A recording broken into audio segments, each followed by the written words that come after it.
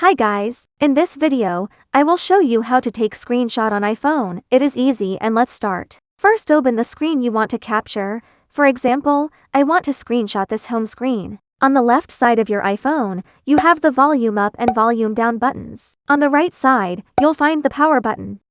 To take a screenshot, press the volume up button and the power button at the same time. They need to be pressed simultaneously. If you press them off timing, your phone might show the shutdown screen. Just like this, but don't worry, just cancel it and try again. Press the volume up button and the power button at the same time.